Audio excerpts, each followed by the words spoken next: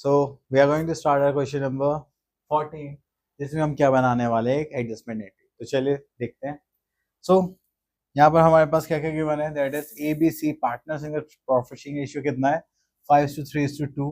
They decided to share future profits and losses in the ratio 2:3:5 with effect from 1 April 2018। तो यहाँ पर हमारे पास एक ओल्ड रेशियो गिवन है और एक न्यू रेशियो गिवन है जो 1 अप्रैल से लागू हो जाएगा। Then they also decided to record the effect of the following evaluations without affecting the book value of assets and liabilities by passing a single adjustment entry। तो जब भी सिंगल एडजस्टमेंट एंट्री आती है तो हम सबसे पहले यहाँ पे क्या काम करेंगे कि हम यहाँ पे निकालेंगे गेनिंग और सैक्रिफाइसिंग शेयर।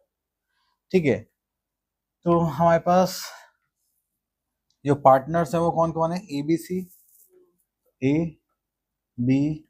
सी। सैक्रिफाइसिंग रेशियो या शेयर निकालने के लिए हम क्या करते हैं, old ratio minus new ratio. Old ratio कितना था, तो ये हो गया 5/10, 3/10 एंड दिस इज 2/10।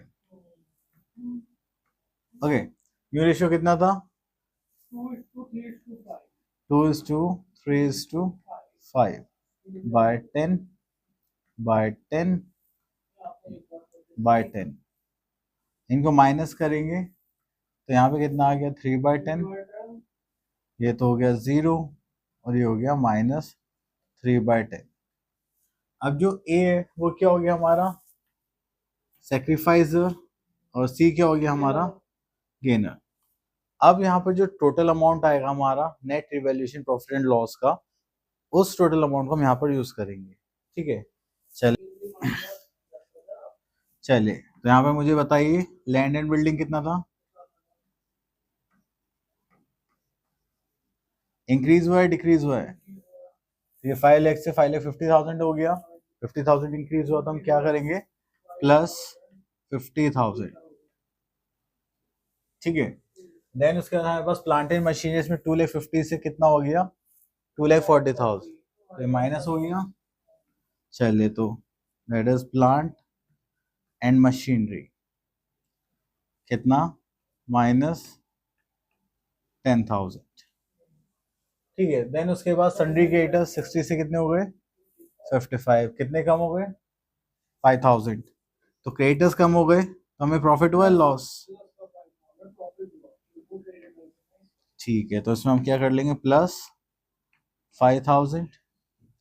देन उसके बाद है हमारे पास आउटस्टैंडिंग एक्सपेंसेस, पहले कितने थे 60, अब कितने हो गए 75, इंक्रीज हो गए तो लॉस हो गया।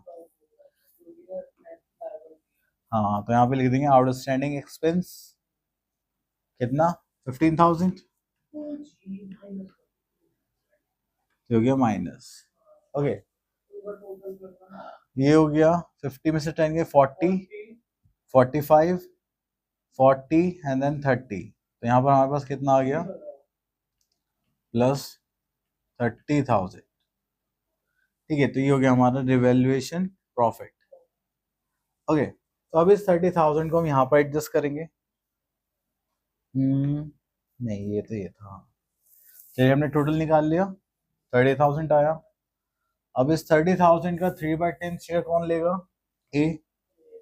तो इंटू 30,000 करेंगे तो कितना हो गया 9,000 और यहाँ पर करेंगे तो ये हो गया -9,000।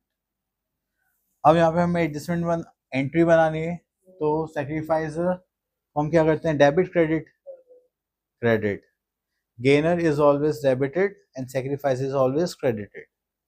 ओके, तो गेनर कौन है यहाँ पर सी, तो यहाँ पर हम करेंगे सीज कैपिटल अकाउंट डेबिट, जो हमारा कितना था 9,000, यहाँ पे 2 एज कैपिटल अकाउंट कितना 9,000।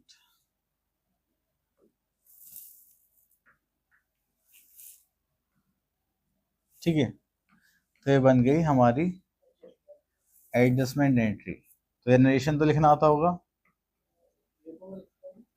लिखनी चाहिए।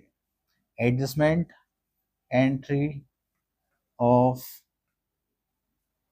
रिवैल्यूएशन प्रॉफिट और लॉस।